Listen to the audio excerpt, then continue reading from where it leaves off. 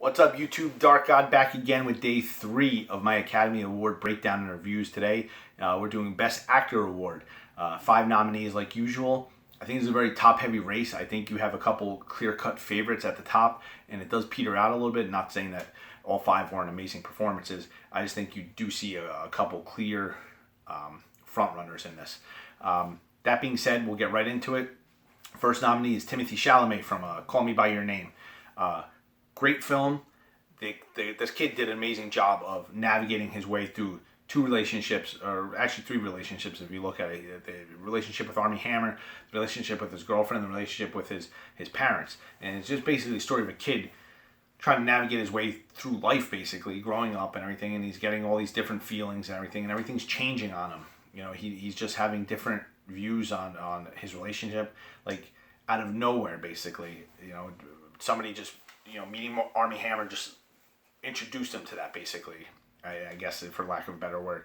Now he's the way it's perceived is he's trying to figure everything out, and the feelings he has, it's just weird it's not weird in a bad way. It's weird for him to have all this come together at the same time, and the actor just does a real good job of having the character move his way through and everything, and just basically grow up in front of you in this short little summer in Italy and everything.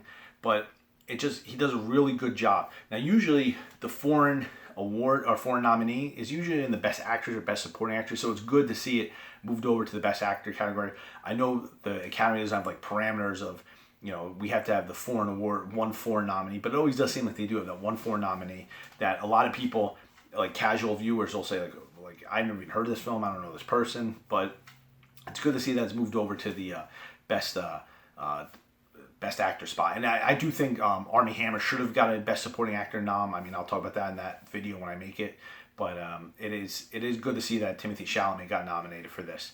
Number 2 is Daniel Day-Lewis for The Phantom Thread. Now, I've said previously, I wasn't a fan of the Phantom Thread movie. I appreciate what they did as far as directing, the acting, and the cinematography. But the film itself, I was very bored with it. I just didn't care for it. Daniel Day-Lewis, is a national treasure. It's probably the best living actor going. I mean, at least for the past 10-15 years, he has to be. And if you think about it, this is it for him. So everything from Last of the Mohicans and Lincoln, everything in between. I mean, the guy, what is it? I can't think of the other one off the top of my head. There Will Be Blood. I mean, everything this guy does is just amazing. He just brings himself up. Like, every time he acts, it's just this amazing performance. I mean, Meryl Streep is on her side, she's the same way. Like, everything is kind of up, but she kind of plays a lot of the similar characters. Daniel Day-Lewis just plays whatever character he's given, he just goes to and gravitates toward it and just makes it his own. And that's the reason why he's just an amazing actor. Like, anybody can watch any movie he's in, and he's just that amazing. I mean, Gangs of New York is such a different character from the Phantom Thread. He's just this vicious, brutish guy in Gangs of New York, and here he is in the Phantom Thread. Like, he's borderline OCD, compulsive. Everything's got to have a regimen. Everything's structured. He wants everything to be perfect, and it's just crazy to see how far and different he can be. So I mean, if you don't know how good of an actor Daniel Day-Lewis is, I mean, you can watch any film of his, and he does an amazing job. And this one is no different. I mean, he's absolutely amazing in it as well. Third, we have Daniel Kaluuya from Get Out. Again, I love Get Out. I'm a horror fan. Most of my reviews on here are horror movie reviews and everything. All my pictures are mostly, this is my wife's section, so you see Corey Haim and stuff. But most of mine up top are horror actors, because that's what I gravitate towards. So I loved Get Out. It was up my alley and everything. This young man brought so much to the character, and he does such an amazing job of just a regular, everyday guy being thrown into this crazy situation and just seeing it. And I mean, I don't know anything he was in before this. It's kind of similar to the Timothée Chalamet. I don't know anything they both were in before this.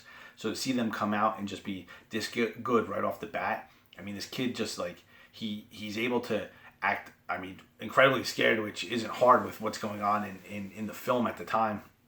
But he's also, all the emotions he goes through in this, in the movie, dealing with the race and dealing with his girlfriend's parents and things that are said to him. It's just crazy to see, and he does this amazing job of it. I do think I don't think he's up towards the top. Like, I think he's in the middle of the pack, but I do think he has a shot of winning because he just does such a good job of dealing with what people are dealing with right now in life. And that's huge with the Academy. I mean, he's portraying it perfectly, just of this everyday guy dealing with this bullshit basically. So it's good to see. Fourth, we have Gary Oldman from Darkest Hour. Now, I'm not a big fan of people playing a real person, and unless they can make me forget that that's an actor playing it. Gary Oldman as Winston Churchill played a role. Like I forgot it was Gary Oldman. You know, Gary Oldman is one of my favorite actors. Gary Oldman, the professional, is my favorite character in all of film. And he made me forget that was Gary Oldman. Every time he was on screen, I thought it was Winston Churchill. And that's the separation. When somebody's doing a imitation, it feels like it's not an acting job. I don't think they should be nominated. But when somebody is so good at acting that they could play a character and you forget that it's an actor and you think it's a character, that's what, to me, sets actors on different levels, you know? You like I said in the Best Supporting Actor one, or Best Supporting Actress one, with Joaquin Phoenix playing Johnny Cash, like I love Johnny Cash, but to me, that was Joaquin Phoenix playing Johnny Cash. That wasn't Johnny Cash. So that's where I think Gary Oldman's at. So then fifth one is Denzel Washington in Roman J. Israel Esquire. Now, if Daniel Day-Lewis is one of the best living actors going, I always think Denzel is 1A. Because Denzel just, I mean, any role he gets into, he's one of these guys. The one caveat is Denzel always, you do know it's a Denzel role. You know it's a Denzel character. Denzel, that's one thing you can't separate from. But Denzel just is one of these guys that just puts everything into a character. Now, I didn't even think I was going to like this movie. I really didn't. It just, from the initial image of it, I was mistaken of what I thought it was going to be. And watching it, it's one of the better movies. And it should have actually, I think, gotten a Best Picture nomination over some of the other films.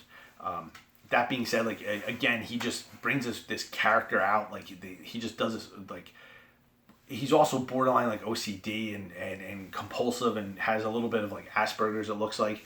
And he just does this amazing job of making you feel bad for him. Even when he's doing bad things at times, you still kind of feel bad for him because he's like a realistic human. And that's a really hard thing to like do. Like, you see somebody doing something bad, you initially think bad things about him. But the fact that he's able to basically make you feel bad for him still while doing bad things is a really good job on his part. So, winner. I think we are finally getting, after Leo won, the one actor everybody said was Gary Oldman needs to win. And I think we're finally getting Gary Oldman to win. If he doesn't win, I'm going to be upset because he is amazing in this. Like I said, it's Winston Churchill. It's not Gary Oldman. Without a doubt, like I think it's up top. Like, you have him and Daniel Day-Lewis, and it's kind of everybody else mushed in the middle. But I just think that Gary Oldman is just that much more better in these roles than Daniel Day-Lewis. So I hope he can win this. Dark horse. It's sad that I say dark horse is Daniel Day-Lewis, but I just have this feeling the Academy might give it to him because it's his retirement and he's walking out the door and they're going to send him out in, you know, the blaze of glory and give him the last award. Really, if I had to pick a dark horse, I'd say it's Timothée Chalamet, just for the fact that not a lot of people know who he is, not a lot of people have seen the movie. But between the 5 roles, he's kind of the one that, out of the newer people of him and Daniel Kaluuya, that he kind of he distinctified himself more than the others, I think. With not counting Daniel Day-Lewis or Gary Oldman. I think Gary Oldman's just above and beyond. Snub, I don't think this person was snubbed because of the social issues going on, because I believe the Academy voted prior to this, but I think the snub was James Franco in Disaster Artist. Now, you can say whatever you want about what's going on with James Franco and what's going on with the Me Too situation and everything. Like, I have my views on it. You have yours.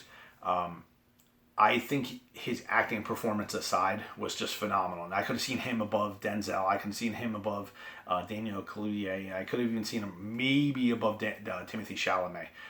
He just personified this character. And the one thing is, like I said about doing an imitation, nobody really knows that person. Like, he was a character to most people. Like, most people probably didn't even know that was a real person.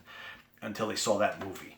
So those are my picks and everything. Tomorrow I'll have another award. Hopefully I get this Best Supporting Actor movie out of the way. I'm still trying to get a hold of it, or trying to go see it in the theater, trying to see if anybody wants to see it with me. Hopefully I get that done. Until then, I will catch you on the flip side.